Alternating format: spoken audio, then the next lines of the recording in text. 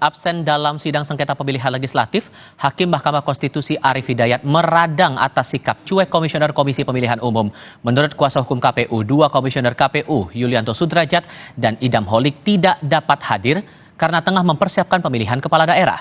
Mendengar alasan itu, Hakim Arief menilai pihak termohon KPU tidak serius mengikuti proses sidang KPU atau sidang PHPU Pileg, bahkan sejak sengketa Pilpres.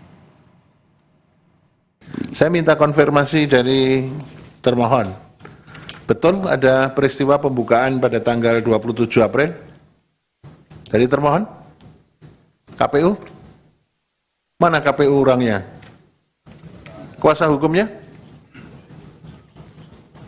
Gimana ini KPU? Gimana ini? Loh, lah kuasa hukumnya nggak tahu? Kuasa hukum ada di belakang. Izin pimpinan. Enggak, sekarang prinsipal KPU pusat atau KPU mana ini?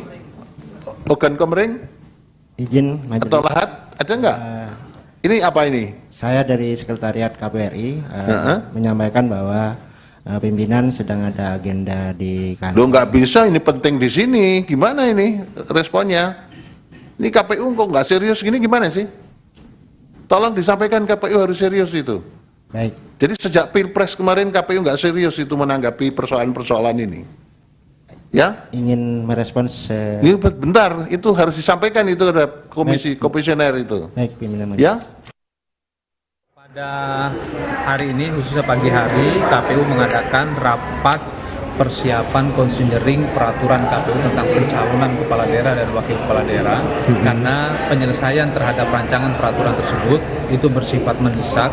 Itu gimana? Tentunya kami sangat menghormati apa yang disampaikan oleh beliau. Ya, kami sangat menghormati itu dan kami sejak awal sangat serius mempersiapkan persidangan ini.